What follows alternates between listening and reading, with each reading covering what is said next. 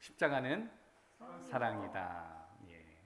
우리 예수 그리스도의 십자가의 그 사랑에 그 은혜에 감사하면서 하나님 앞에 나아가는 귀한 믿음의 시간 되어지기를 바랍니다. 우리 하나님 말씀 함께 보도록 하죠. 히브리서 12장 1절에서 5절.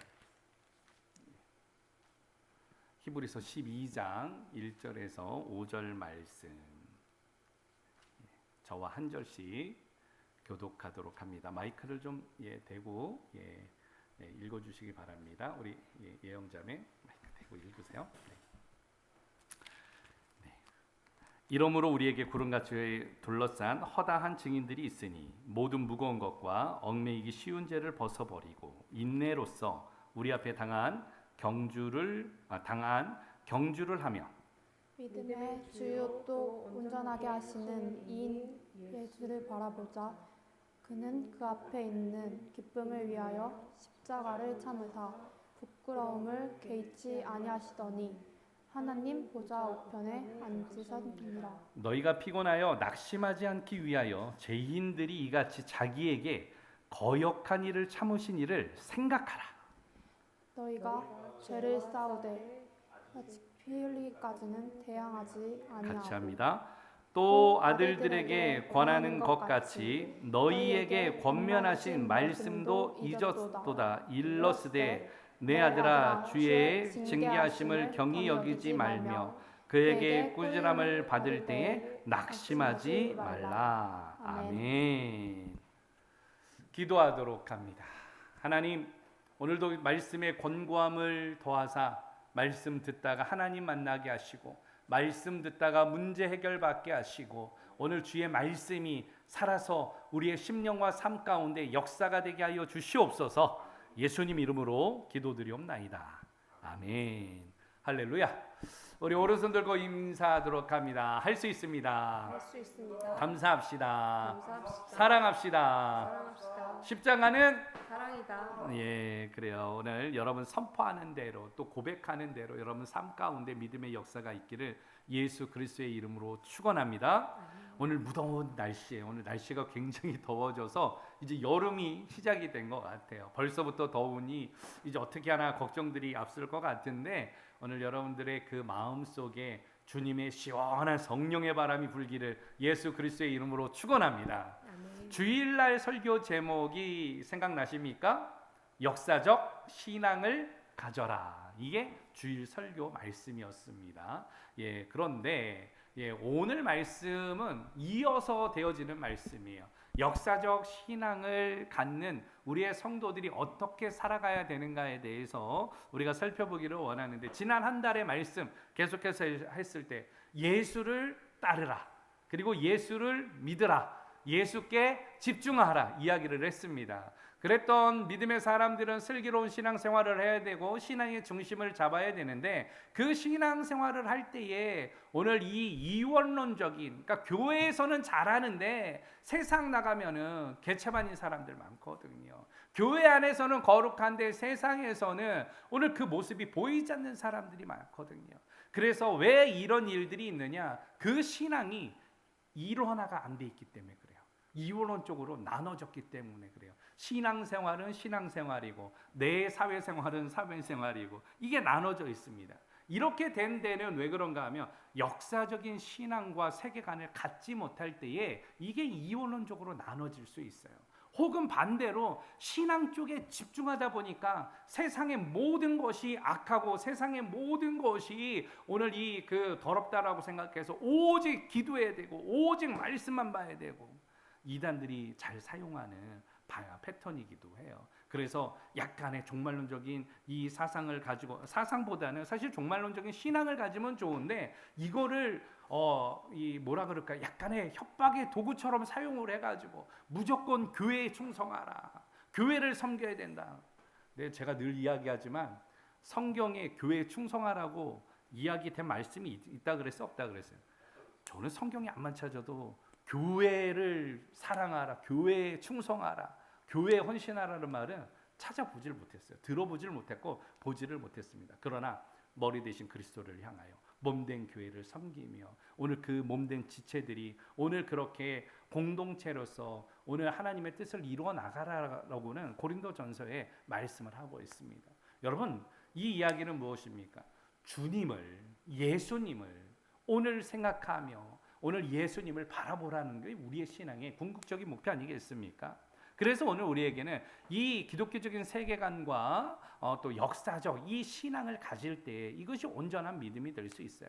오늘 우리의 믿음과 오늘 우리의 이 세상에서 살아가는 것이 다른 게 아니에요. 그리고 역사적으로 이것을 알아나갈 때 세상과 교회와 신앙과 사회가 분리가 된 것이 아니라 그것이 하나님의 섭리와 주권적인 역사를 통하여서 하나님이 주관하시는 이 일들을 인정할 때 그 놀라운 하나님의 신비와 은혜가 우리의 삶 가운데서 감사가 되고 찬양이 되고 고백이 되어질 줄로 믿습니다. 자, 그렇다면 역사적 신앙을 가져라 그랬는데 주일날 역사란 무엇이라 그랬습니까? 히스토리. 그가 한 일에 대한 이야기를 모아놨더니 그게 역사다. 그런데 궁극적으로는 왕의 이야기를 했지만 왕의 왕이신 바로 하나님의 이야기를 하나님이 행하신 일들을 스토리를 모았더니 그것이 히스토리가 되어졌다. 영어의 히스토리가 바로 그런 뜻이에요. 이 역사라는 말은 인류 사회의 변천 과정, 흥망의 과정 또는 그 기록한 것을 역사라고 이야기를 합니다. 아주 간단하게 이야기하면 역사는 과거에 있었던 사실을 기록한 것, 오늘 이것을 역사라고 이야기를 하죠. 그래서 성경에도 보게 되어지면 역사서가 있어요. 역사서가 어디서부터가 역사서예요? 사무엘서부터 말라기까지가 역사서에 해당이 되어집니다. 이 역사는 두 가지로 나눠진다 그랬어요. 이 역사는 무엇으로 나눠진다 그랬어요? 두 가지, 교회사와 세계사. 그래서 교회사는 초기, 고대, 중세, 근대, 현대. 세계사는 원시, 고대, 중세, 근대, 현대. 그래서 지난주 주일날, 이번 주 주일날 우리가 기독교에 대해서 나눴는데 초기 기독교에 대해서 우리가 나눴었죠. 초기 기독교는요 세 가지로 나눌 수가 있는데 처음에는 무슨 시대가 되어진다 그랬어요? 예, 무슨 시대예요? 예. 신정시대. 신정시대는 무슨 뜻이에요? 하나님이 주관하시는, 예, 그게 신정시대. 예. 그리고 두 번째로는 무슨 시대예요? 왕정시대. 왕정시대는 바로 이스라엘이 왕을 세우는데 이 신정시대는 아브라함부터 출발이 되어져서 오늘 어디까지 오냐면 사사시대를 거쳐서 어디까지 가요? 사무엘이 마지막 선지자였습니다. 사사였습니다. 근데 이 사무엘은 선지자이면서 사사이기도 했는데 이때의 백성들이 누구를 세우기를 원했습니까? 왕을 세우기를 원했어요. 그래서 첫 번째 왕이 누구였다라고요? 예, 이스라엘의 첫 번째 왕 사울. 예, 사울이 왕이었습니다. 2대 왕은 누구였다 그랬어요? 예, 다윗.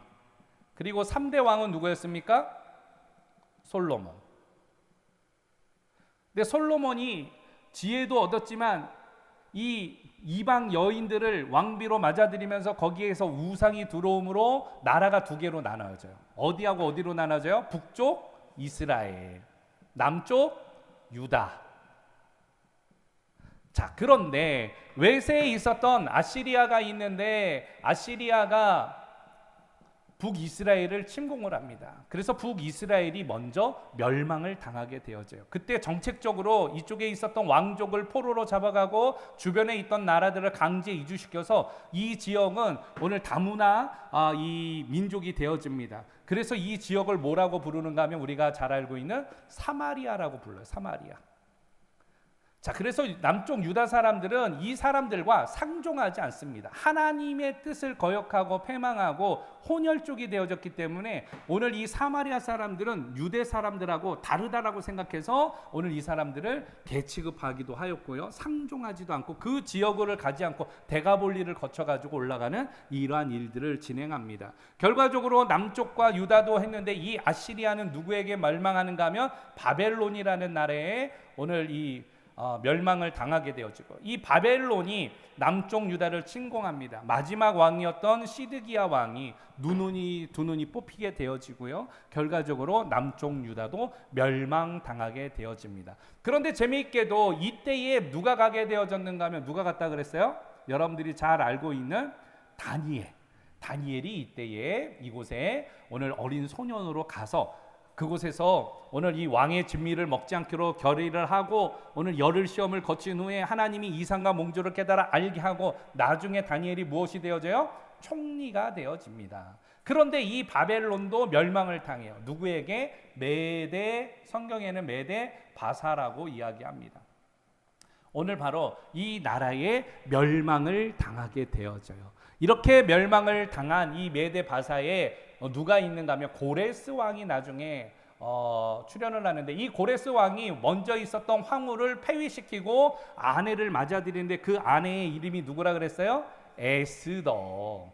그래서 에스더가 오늘 이 삼촌이 있었는데 오늘 이 삼촌을 통하여 가지고 오늘 왕 앞에 나아가라고 이야기해요. 왜냐하면 민족적 말살을 오늘 당할 처지에 있었기 때문에 결과적으로 왕이 그것을 오늘 이 은총을 내려줌으로 말미암아 이스라엘 백성들이 구원을 받게 되어지고, 나중에 오늘 이 고레스 칙령을 통하여 가지고 이스라엘로 너희들은 돌아가라라고 해서 이 사람들이 들어옵니다. 이렇게 돌아왔을 때에 오늘 이 누가 데리고 왔는가 하면 스룹바벨이 데리고 오죠. 결과적으로 이 스룹바벨을 통하여서 오늘 이 성전을 지었는데 이 성전을 스룹바벨 성전. 그러나 성전의 규모가 너무 작아서 이 성전을 보았던 많은 사람들이 통곡을 하고 탄식을 하게 되어집니다.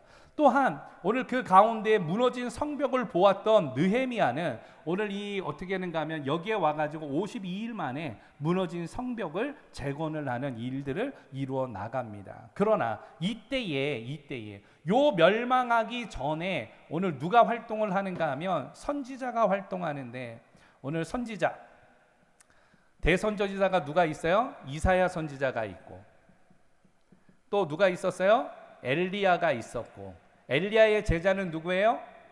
엘리사가 있었고, 이렇게 대선지자들이 있는 반면에 소선지자들이 있어요. 여러분들이 잘 알고 있는 요나, 나훔, 하박국, 이런 선지자들은 소선지자라고 이야기를 합니다. 결과적으로 이 이스라엘의 시대를 통하여서 왕정 시대가 끝나게 되는데, 이 왕정 시대가 끝나면서 어떤 일이 되어지는가 하면 예수 그리스도의 출생이 모든 역사의 기점이 되게 되어집니다. 그래서 전 세계의 역사를 보게 되어지면 기원 전과 기원 후를 나누는데 그걸 BC AD라고 이야기를 합니다. 이 기준점이 바로 누구냐? 예수가 출생을 하는 시점이에요. 예수님이 출생하는 이 시점이 AD와 BC가 나눠지는 시점입니다. 그러나 역사적으로 보면은 실제로 예수님은 AD, BC를 결정했던 이 시대에 태어난 게 아니라 BC 4세기경에 태어났다는 것이 정설이기는 해요. 그래서 예수님이 30년 그때 사시고 공생의 사역을 33년 했으니까 실질적으로는 AD 29년에 십자가에서 못 박히는 역사적인 사건들이 일어났다라는 게 정설이고, AD 70년에는 바로 유다가 멸망을 당하게 되어집니다. 아예 완전하게 유다가 아니라 예루살렘이 멸망을 당해가지고 이때의 유대인들이 흩어져 버려요. 이걸 디아스포라라고 이야기합니다. 그러면서 몇 년까지 이 이스라엘 백성들이 나라가 없었느냐? 여러분, 이스라엘의 건국이 몇 년인지 아세요? 1948년도. 1948년도까지 나라가 없는 민족이 되어졌어요. 유랑하면서 살게 되어졌습니다. 자, 그러면 이런 일들이 어떻게 되어졌느냐? 여기에 세계사가 작용이 됩니다. 지난주 주일날 이 이야기를 했었는데 이 이야기가 왜 중요하냐? 자, 역사를 보게 되면은 역사에 원시가 있고요. 그리고 또 뭐가 있어요? 고대가 있고요. 중세가 있고요. 또 뭐가 있습니까? 근대가 있고, 또 뭐가 있습니까? 현대가 있죠. 자, 이쪽을 기독교 쪽으로 할 때는 교회사라고 이야기할 수가 있고, 이쪽은 세계사라고 할 수가 있습니다. 자, 조금 전에 이야기했던 것은 이스라엘의 역사가 바로 AD, BC가 나눠지는 오늘 초기까지의 이야기예요. 자, 그리고 예수님의 제자들이 이제는 활동하는 그 시기를 바로 초기 우리가 뭐라 그러냐면 초대교회라고 이야기를 하잖아요. 그 시기가 이 고대에 행당하는 요 시기라고 볼 수 있습니다. 예수님의 제자들은 누구였습니까? 사도라고 이야기를 하고요. 사도들의 제자가 있어요. 사도들의 제자를 뭐라 그러는가 하면 교부라고 이야기를 합니다. 교부. 예. 교부 시대가 시작이 되어져요. 그 이후로 몇 년대가 되어지냐면 313년이 되어져서 로마라는 나라가 이제 기독교를 공인하는데, 이 로마라는 나라가 출현하기 전에 이야기를 좀 하려고 합니다. 원시 시대 때는 사람들이 어떤 생활을 했을까요? 우리 예영자매한테 한번 좀 물어볼게요. 원시 시대 하면 뭐가 생각나요? 뭐가 생각나요? 빗살무늬 토끼 뭐 이런 거 들어보기는 했습니까?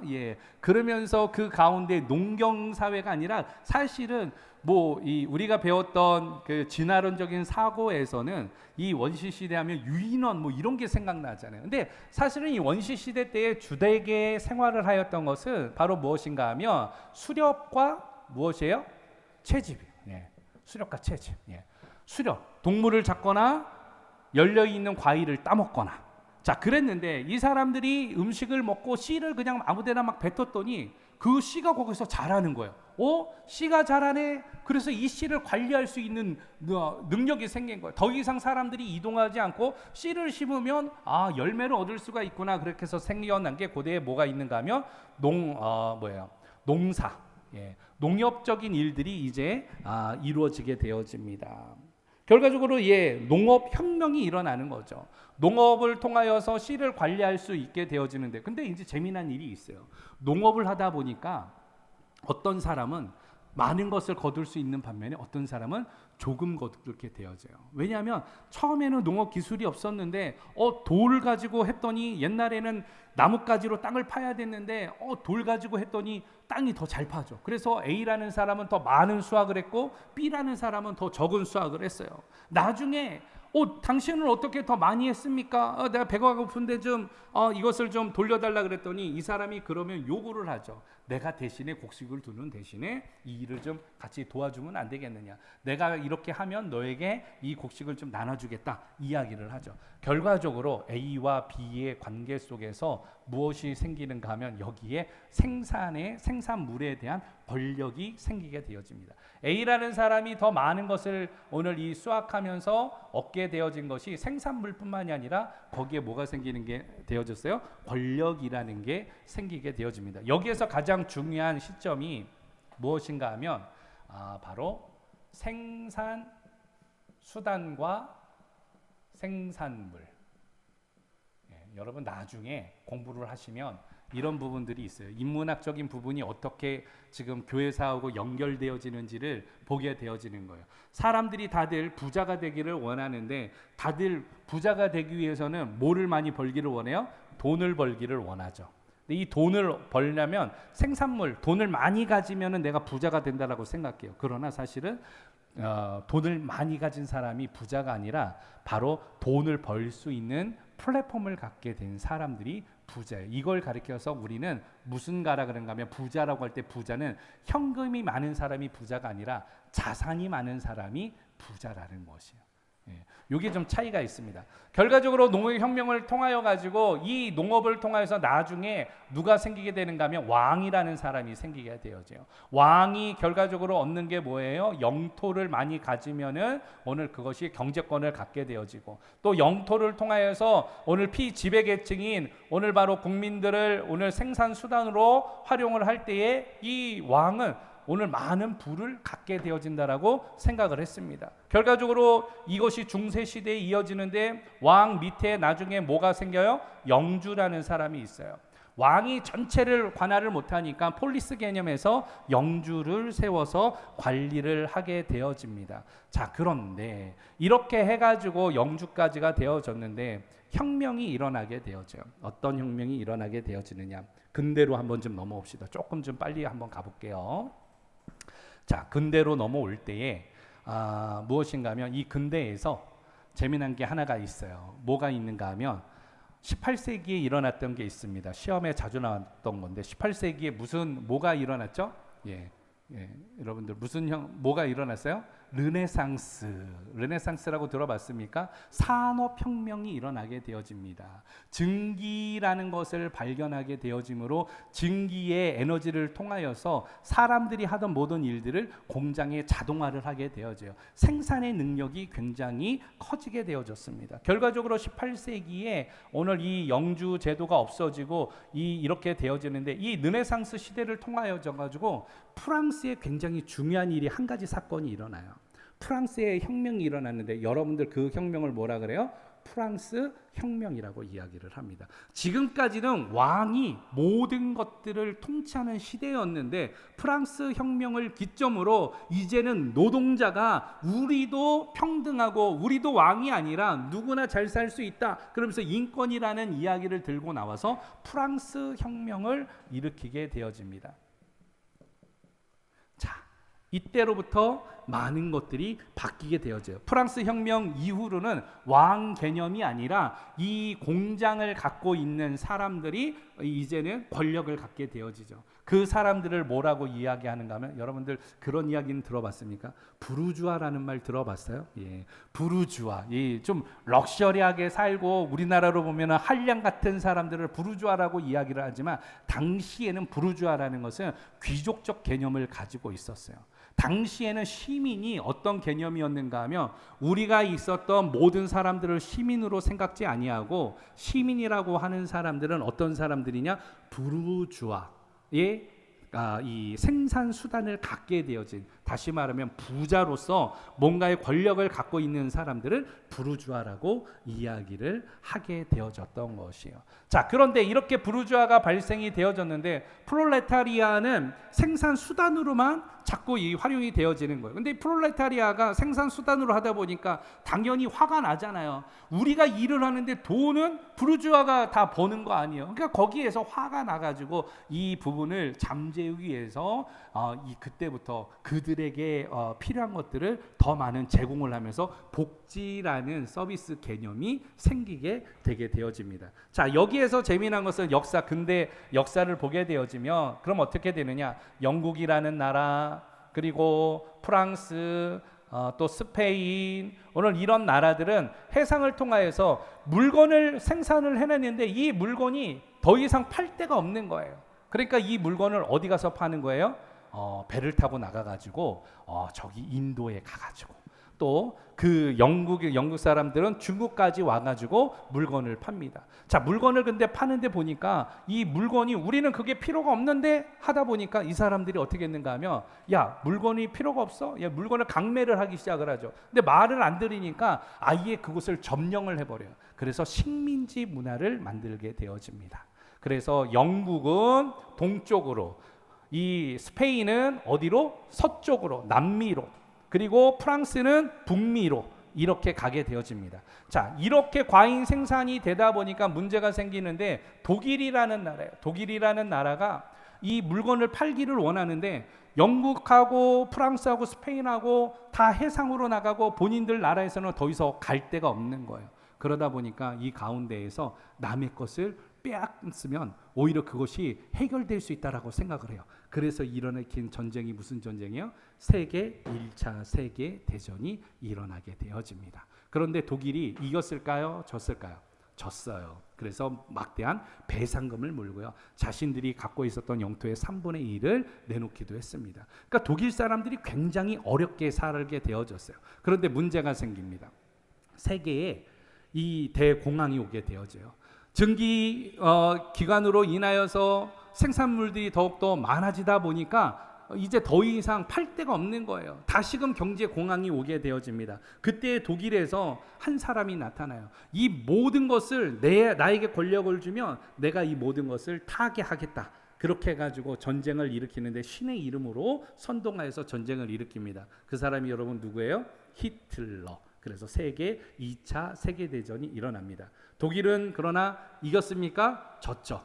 여기에 대해서 동맹을 가졌던 나라가 일본이라는 나라였고요. 결과적으로 두 나라는 패망을 해서 패전국으로 오늘 그렇게 어려움 가운데 있게 되어집니다. 그러나 독일은 나중에 사죄를 했고 일본은 온전한 사죄는 하지 않았어요. 왜냐하면 본인들도 피해자다라고 생각을 했습니다. 원폭 투하를 통하여서 우리도 피해자다 라고 생각을 해서 왜곡된 역사관을 갖게 되어집니다. 이게 근대까지의 역사예요. 자, 그러면 이 역사가 어디까지 신앙적으로 알 수 있느냐? 첫 번째는요, 바로 왕에 대한 이야기예요. 왕이 출현했을 때 이 역사가 성경의 이야기와 다르지가 않아요. 아까 전에 이야기했던 바벨론을 멸망시켰던 나라가 어디라 그랬어요? 메데 바사. 자, 메데 바사는 지금의 어디로 이야기합니까? 페르시아라고 이야기를 하는 거예요. 페르시아. 자, 고대에 그 나라가 있었는데 나라들 가운데 보게 되어지면 제국이라는 게 있어요. 유대라는 나라를 점령을 하였던 나라가 있는데 그 나라를 오늘 지중해라고 해요. 지중해로 보면은 이쪽에 이탈리아가 있고 이쪽에 보게 되어지면 이렇게 해가지고 여기가 지중해. 지중해 연안에 예루살렘이 여기 있습니다. 이집트, 지금의 이집트가 여기 있고요. 그 다음에 이쪽이 터키 지역이고요. 소아시라고 합니다. 그리고 여기는 마게도니아 지역이라고 하고요. 이쪽은 지금에 있는 로마가 위치를 하고 있습니다.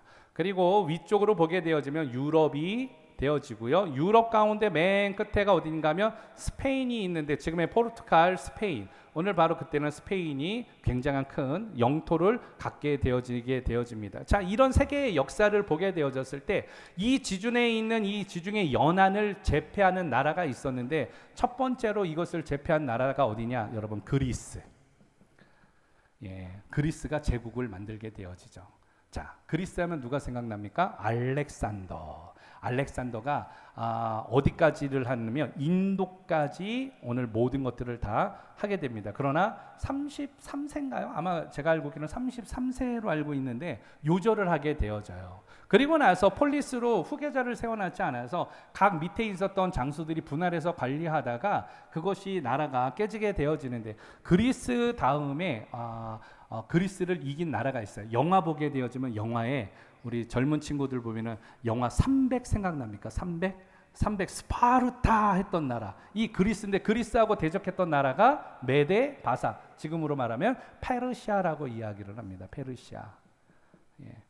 페르시아. 자, 이 페르시아가 제국이 되어지죠. 그런데 이 페르시아도 나중에 누구에게 멸망을 당하는가 하면 로마라는 나라에 멸망을 당하게 됩니다. 로마가 제국을 이루게 되어져요. 자, 이렇게 BC 전에 이 만들었던 로마는 이 유대 땅들을 페르시아도 그렇고 다 어떻게 했는가 하면 점령을 하게 되는데 로마라는 나라는 언제까지 존속이 되느냐? 1400년대까지 존속을 하게 되어집니다. 초기에는 유대를 굉장히 핍박을 하였지만 313년에 오늘 로마에서 기독교를 공인하게 되어져요.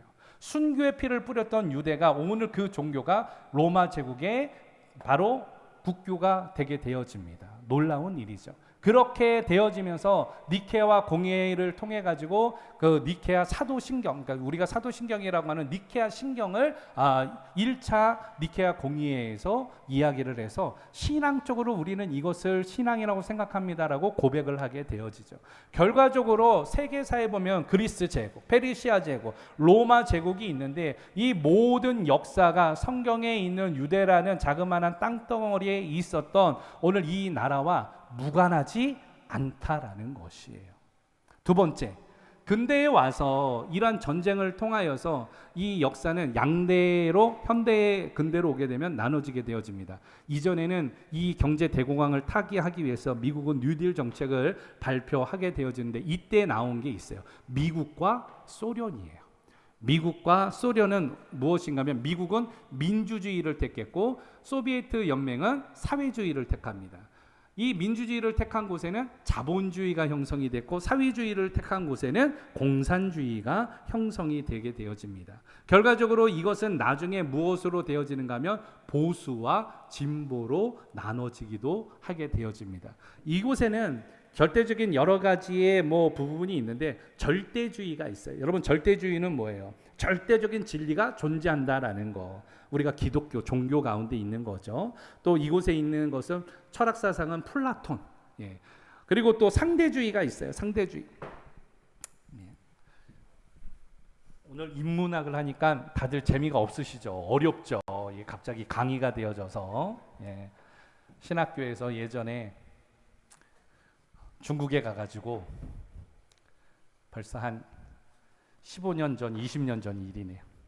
중국에 가가지고 강의를 참 많이 하고 다녔어요. 예, 그래서 거기에 있었던 신학생들에게 이런 교수 사역도 꽤 오래 했기 때문에 여러분들에게 칠판을 놓고 하는 게 제가 이렇게 낯설지 않은 일이 되어집니다.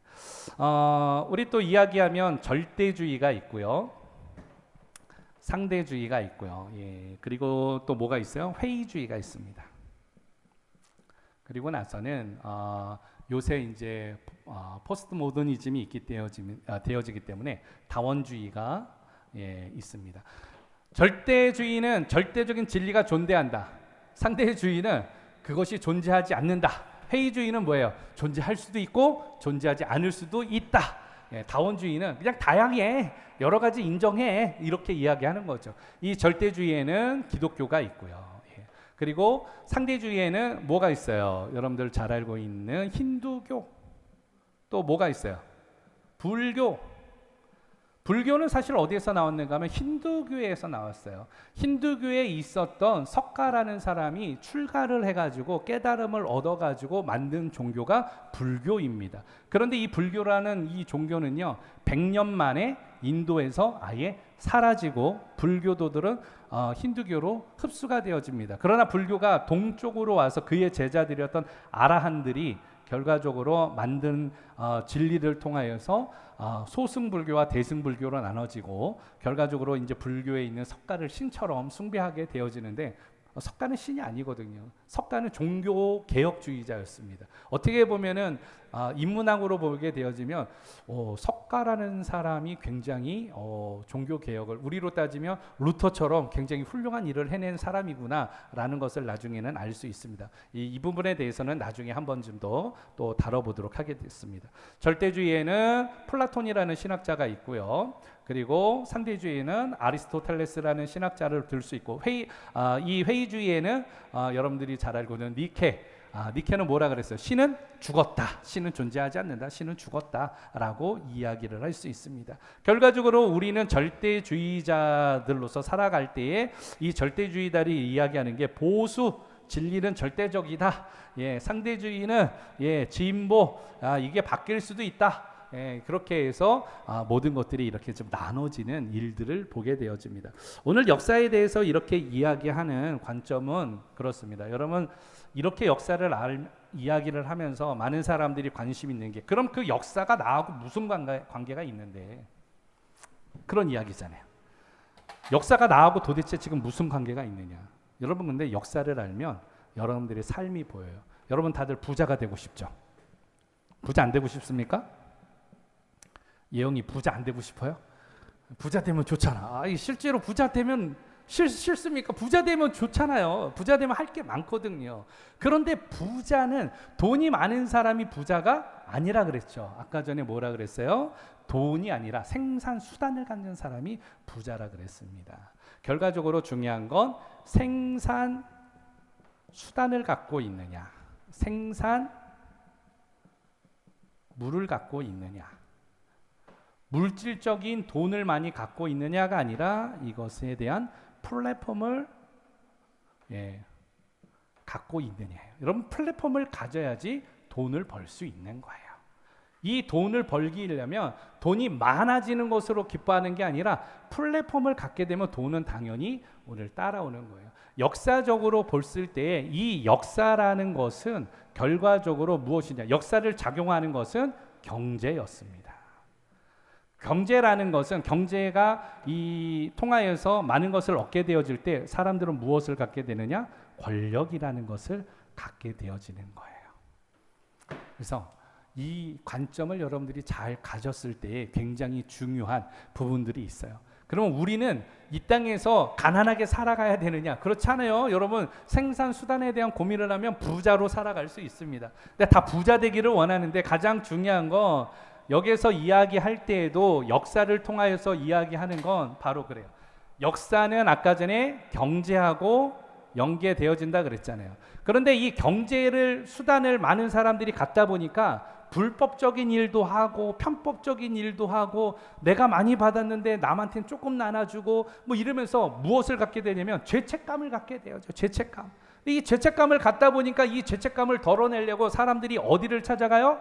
교회를 찾아가고 또 다른 종교를 찾아가고 그 신앙의 편승을 하게 되어지는 거예요. 자, 여러분들 이 세계가 다르잖아요. 역사와 경제와 신앙이 같이 되어 있죠. 이러다 보니까 신앙증에 여기에 교회에 나중에 돈이 많이 쌓여졌을 때에 이 교황이 어떻게 되어졌습니까? 타락을 하였죠. 결과적으로 이름으로 말미암아 종교 개혁을 일으키게 되어집니다. 왜냐면요, 교회를 더 아름답게 지려고 그랬거든요.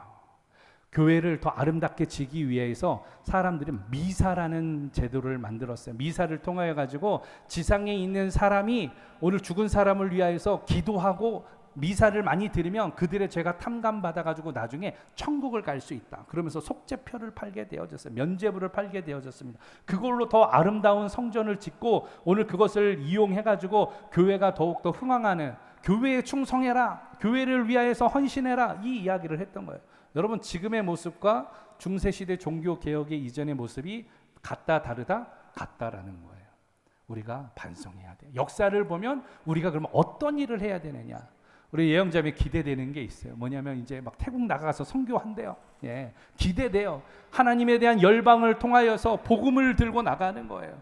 교회를 세우겠다가 아니라 하나님의 나라를 위하여서, 예수 믿는 사람을 위하여서, 오직 예수를 위하여서 살겠다. 오늘 지저스를 위해서 살겠다. 오늘 이게 우리들에게 필요한 거예요. 이것을 위하여서 오늘 우리들에게는 필요한 물질도 필요하기 때문에 경제적으로 사회에서 오늘 올바른 경제감을 가지고 내가 역사 속에서 하나님의 뜻을 이루겠다. 오늘 그러한 믿음이 우리들에게 필요한 믿음인 것이죠. 여러분, 역사와 신앙은 다르지 않다라는 거예요. 올바른 역사관을 가질 때에 올바른 건강한 신앙이 되어지는 것입니다. 어려운 주제를 이야기를 했어요. 자, 그러면 오늘 이 역사를 통하여서 올바른 신앙을 가져야 그랬는데 바울이 이야기하는 건 뭐냐면 구름같이 허다한 믿음의 사람들이 있다라는 거예요. 그 사람들이 잘 살게 되어졌던 거, 그 사람들이 오늘 그렇게 건강하게 살면서 하나님의 축복을 받았던 거, 궁극적으로는 바로 무엇이냐? 오직 그 포커스가 다 어디로 향하고 있는 거냐? 예수 그리스도께 포커스가 되어진 거예요. 그래서 오늘 성경에 보게 되어지며 2절에 그렇게 이야기를 하고 있습니다. 본문 2절 다 같이 한번 보도록 할까요? 본문 2절 시작. 믿음의 주요 또 온전케 하시는 이인 예수를 바라보자. 그는 그 앞에 있는 기쁨을 위하여 십자가를 참아사 부끄러움을 개의치 아니하시더니 하나님 보좌 우편에 앉으셨느니라. 아멘. 오늘 역사적인 예수를 어떻게 바라봐라. 오늘 예수 그리스도를 바라봐야 한다라는 거예요. 예수 그리스도를 아는 것으로 끝나는 게 아니라 오늘 그 예수 그리스도는 역사적인 사실에 실존하는 인물로서 오늘 우리가 바라보는 것은 우리의 꿈을 바라보고 우리의 비전을 바라보고 우리의 어떤 그 삶의 목표를 바라보면서 사는 것이 아니라 히브리 기자는 정확하게 이야기하는 건 역사적인 사실에 근거하여서 역사적인 예수를 어떻게 바라보라. 오늘 여러분들도 예수님을 바라보기를 축원합니다. 역사를 통하여서 오늘 예수를 바라봤던 사람들이 위인이 되어지고 신앙의 승리자가 되어졌듯이 오늘 예배드리는 여러분들, 기도하는 여러분들이 그러한 믿음의 사람들 되어지기를 축원합니다. 두 번째로는 3절 말씀 보죠. 3절 시작. 너희가 피곤하여 낙심하지 않기 위하여 죄인들이 이같이 자기에게 거역한 일을 참으신 일을 생각하라. 아멘. 두 번째로는 역사적인 예수를 무엇하라? 생각하라, 생각하라. 예수님이 어떻게 하셨어요? 오늘 바로 십자가를 위하여서, 오늘 우리를 위하여서 이 땅에 오시고 십자가를 지시고 그 고난을 오늘 행하셨던 거, 그걸 기억하라는 거예요. 그리고 오늘 그것을 예수를 믿으라고 하였고 예수가 메시아라고도 이야기를 했지만 그 복음을 거역하라 했던 유대인들의 그 모습을 잊지 않고 너희들이 생각하라. 왜? 오늘 그 당시의 믿음 생활이 녹록치 않았었거든요. 그래서 인생의 삶에 고난이 있었거든요. 오늘 이 고난으로 인하여서 다시금 배교하고 유대교로 돌아가고 신앙을 포기하는 사람들이 속출하고 있었을 때에 그들에게는 목표가 있었죠. 잘 사는 게 목표예요. 나에게만 문제가 없으면 별 관심이 없는 거예요. 개인주의가 생기게 되어졌고 이기주의가 팽팽해지는 이 당시에 오늘 히브리 기자는 이야기합니다. 유대인들처럼 살지 말고 그리스도인답게 오늘 그를 거역한 그 사람들을 생각하고 예수 그리스도를 생각하면서 살아가라. 할렐루야. 오늘 우리 시대에 필요한 말씀이에요. 우리에게도 고난이 있어요. 우리들에게도 어려움이 있습니다. 그런데 이 어려움과 이 고난이 코로나 때의 이 어려움이 1905년도에 스페인 독감이 전 세계적으로 유행을 했었고 세계 1차 대전, 2차 대전을 통하여서도 이 근대 현대사에 보게 되어지만 많은 문제들을 갖게 되어졌던 그 역사적인 관점을 통하여서 오늘 우리 시대에도 이런 어려움들을 어떻게 타개할 것인가 이것을 여러분들 고민하면서 역사적 신앙을 가지고 나갈 때 먼저는 예수를 깊이 생각하면서 살아가는 주의 종들 되어지기를 축원합니다. 5절 말씀 마지막 보도록 하죠. 5절 시작. 또 아들들에게 권하는 것 같이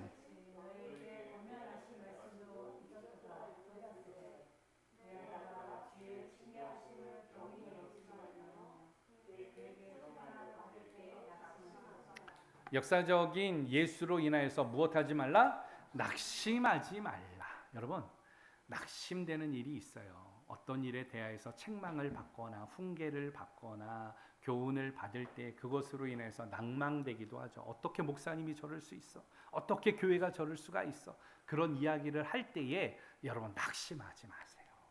그게 여러분들에게 패망하기 위해서 하는 시험이 아니라 오늘 하나님께서 여러분들을 의의 길로 진리의 길로 인도하시는 은혜의 방편이기도 하기 때문에 그래요.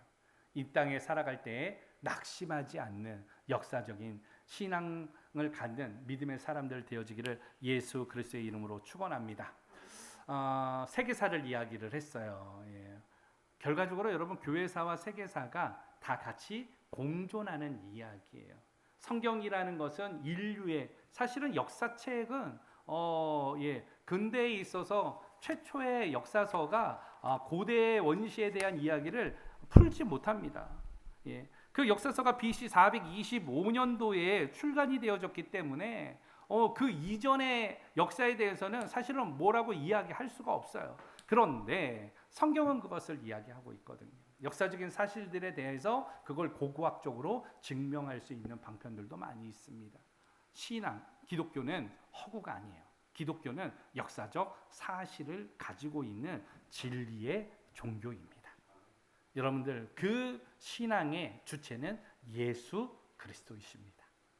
오늘 이 신앙을 통하여서 교회사와 세계사를 통하여서 그 가운데 지중해 연안으로 있었던 제국만 보더라도 그리스 제국, 페르시아 제국, 로마 제국 그런데 이것을 다 유대 땅이 통치를 하면서 오늘 발생되어졌던 일들을 통하여서 이 우리가 믿는 기독교는 거짓이 아니라 허구가 아니라 참된 진리의 종교다. 이 참된 역사적 신앙을 가지고 오늘 이 믿음 가운데에서 승리해 나가는 우리 공동체 되어지기를 예수 그리스도의 이름으로 축원합니다. 특별히 부자가 되기를 원하시는 분들은 플랫폼을 가져야 돼요. 예. 플랫폼에 대한 고민해야 돼요. 그래야지 생산 수단을 가질 때 부자가 되는 거예요. 그 부자가 되게 하시옵소서라고 꿈만 갖는 게 아니라 그것을 만들고 이뤄나갈 때 여러분들에게 부가 생기게 되어집니다. 그러나 그 부도 쌓는 것으로 재미를 갖게 되어지면 그것으로 허망해질 수가 있어요. 부자가 행복해지는 3단계 이것만 이야기하고 말씀을 마치죠. 부자가 행복해지는 3단계는 첫 번째로 돈을 갖게 되어졌을 때 행복하게 되어집니다. 그리고 부자의 행복 2단계는 돈이 쌓여지는 것, 늘어나는 것을 볼 때에 행복해합니다. 그런데 이것도 너무 많으면요, 그때부터 돈을 나눠줄 때에 그것을 행복으로 느끼며 사는 거예요.